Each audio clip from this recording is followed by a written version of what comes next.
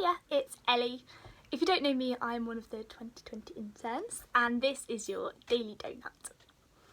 I'm going to be honest, when I first got asked to do this, I wasn't really sure if I was like the good enough Christian to do this kind of thing, which I know sounds a bit stupid because what even is a good enough Christian? But all that was going on through my head was, how can I say something deep and meaningful to encourage people in their faith when quite often I'm unsure about mine? Would that make me a hypocrite? But that's actually made me think, and if I'm feeling like this, maybe we need to talk about being unsure and having doubts a little bit more. I don't know about you, but sometimes when I look at big groups of Christians at church or at my Christian union or something like that, it can seem like everyone's got everything sorted and have this super rock hard, sure faith. And then I look at myself and feel a bit deflated because I have days, more often than not, where I feel unsure about things to do with the Bible and God.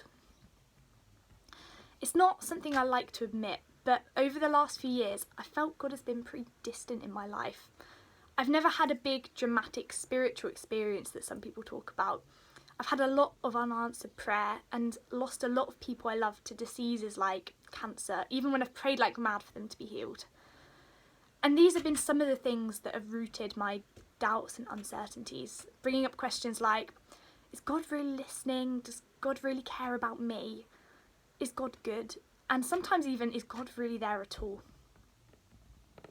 Now my first little point is uncertainty shouldn't drown out the prospect and possibility of great things.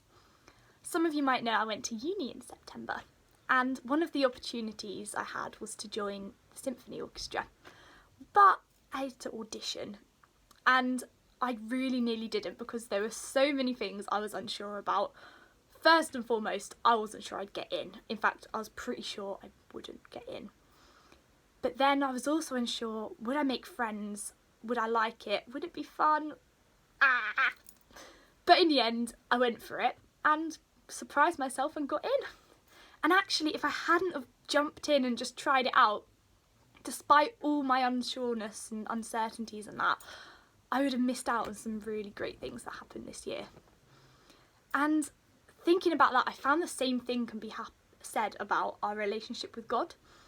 You might be unsure about whether God's listening or whether God's there, and you might be pretty sure that he's not. But sometimes just going for it and throwing yourself in there, even though you're unsure about a lot of things, can bring about the best things, really great experiences of relationship with God, and you might be missing out if you don't try. Now my other little point is doubts and questions are not bad things if we use them to strengthen and build our relationship with God. There's the whole jumping in and trying it out, which is great, but once we jump in, our doubts won't miraculously disappear. And doubt can come along with a lot of bad connotations. We all feel more comfortable appearing really sure and happy with everything than actually saying, we're not sure and we need help. If you look in the Bible, some of the coolest people questioned God and had their doubts. If you take Psalm 13, where David is praying for God to be near whilst he's pursued by Saul, he says, "How long, Lord, will you forget me forever? How long will you hide your face from me? How long must I wrestle with my thoughts, day after day have sorrow in my heart? How long will my enemy triumph over me?"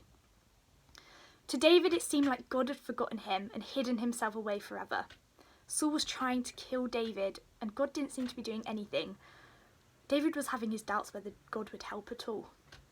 But then the tone changes. In verses 5 and 6, he says, "But I trust in your unfailing love. My heart rejoices in your salvation, and I will sing the Lord's praises, for he has been good to me." Despite his doubts, David still trusts in God's love. His circumstances haven't actually changed from the beginning to the end of the psalm, but instead he's shifted his focus from the problems and the doubts to the reality of God's love, which has moved him from a state of confusion and fear to a state of joy. So how can we make our doubts a good thing and not something to be ashamed of? I read a little devotional thing the other day, and it said, to doubt God honestly is to have real questions that produce a true sense of searching, but to doubt God dishonestly is to hold on to our questions as an excuse not to engage in him any further. We need to use our doubts to explore our faith rather than push God away. Now, I know I'm definitely guilty of the second thing, but that's the sort of stuff we work on. And if we don't ask questions, how can we even build our faith? Now, I said at the beginning of this that we can look around at other Christians and feel like the only one with big questions and uncertainties. But once we actually talk to each other about the things we're not sure about, it becomes clear we're not on our own. Chris said on Sunday morning, it's more important to be real than to be perfect, which is so true. And I offloaded a load of my worries about being unsure to some uni friends for the first time earlier this year. And their response, which kind of surprised me, was simply, mate, I felt the same and I feel the same. My friends that I'd put on this pedestal for being amazing Christians, which they are, had the same worries as me, which showed that you don't have to be sure about everything to be an amazing Christian. Now, I know I've spoken a lot about my own personal experience in this, but if you're watching this and you're a Christian who has tons of questions, or maybe someone who's just started exploring a relationship with God and is scared to continue because of the things you're not sure about, this is my way of saying, mate, I felt like that and I feel like that, and that's okay. I really hope you will have a lovely week. Bye!